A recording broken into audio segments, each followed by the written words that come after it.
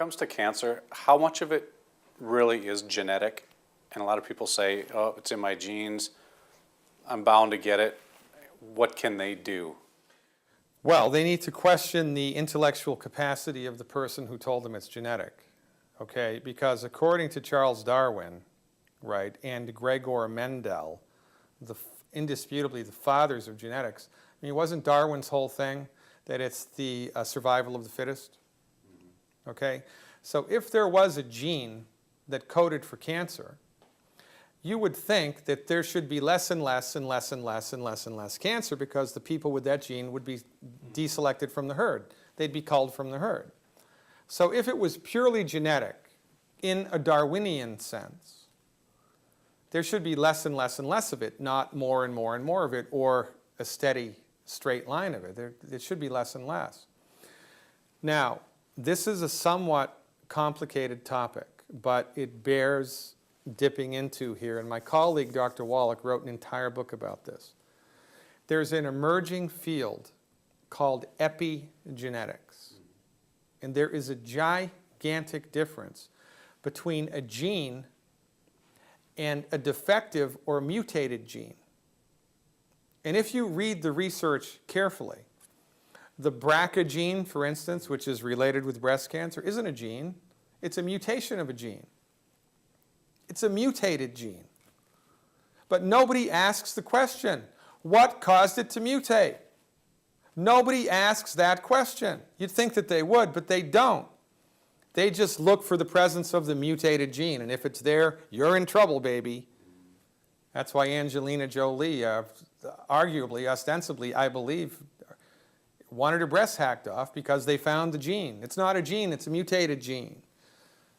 But, you know, the average Joe on the street doesn't understand these distinctions, and medical professionals, by and large, don't talk about these distinctions, and they need to. There's a difference between a gene that actually codes for cancer and a mutation of a gene, and the mutation causes cancer. As far as I know, all of the genetic relationship between chromosomes and cancer are mutations. Now, Dr. Wallach was in charge of research in the 70s, and he discovered the first case of cystic fibrosis in a non-human. And he also discovered the cause of it. And the cause was a selenium deficiency in the blood of the pregnant mother.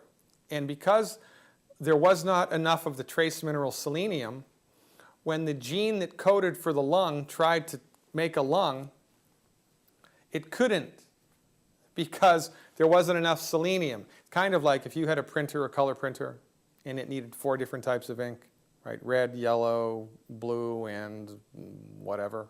White, black, black, black.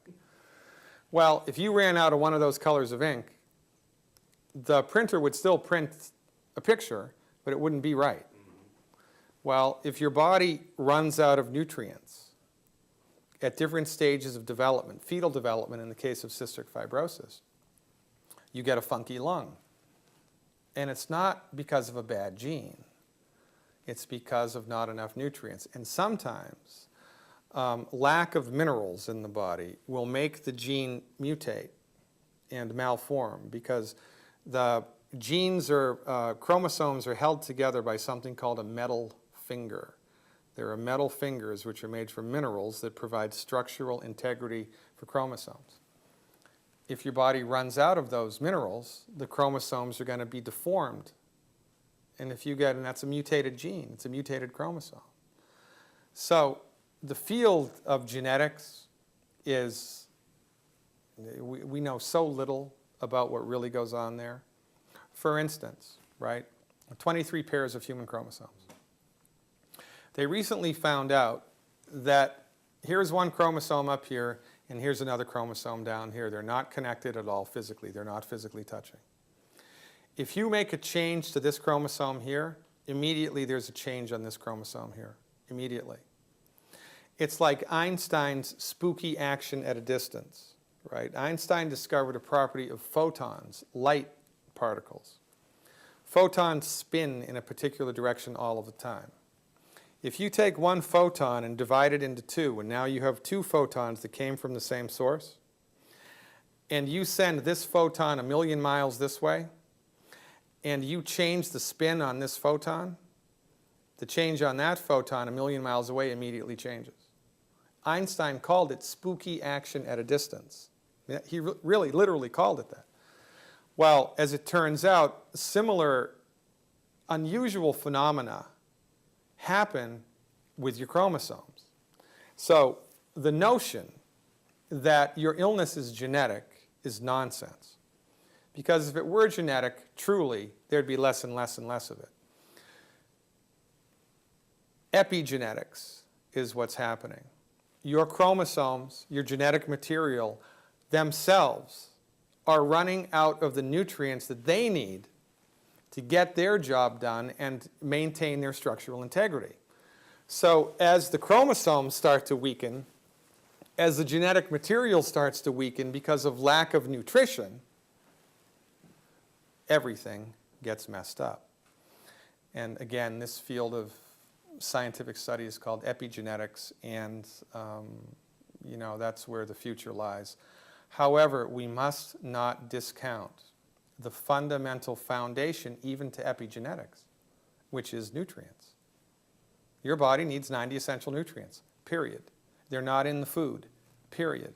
Unless you are supplementing your diet with the 90 essential nutrients appropriate for your body weight in absorbable recipes every single solitary day, it is only a matter of time until your joint breaks, your chromosome breaks, your knee breaks, your heart breaks, something's going to break. And then your only option, because of the medical monopoly of the marketplace by the MDs, is to go to the MD and have them throw a drug at it. That's why we're here. And that's why I recommend people fire their MDs for chronic disease, because they've got nothing for you. We have everything for you, but ours is an undiscovered country.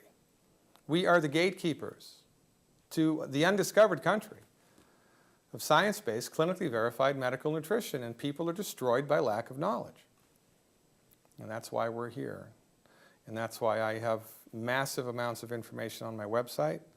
That's why I do a radio show for 2 hours every day. I do live webinars every week in order to educate people as to the simple steps that they can do to optimize their body's structure and function.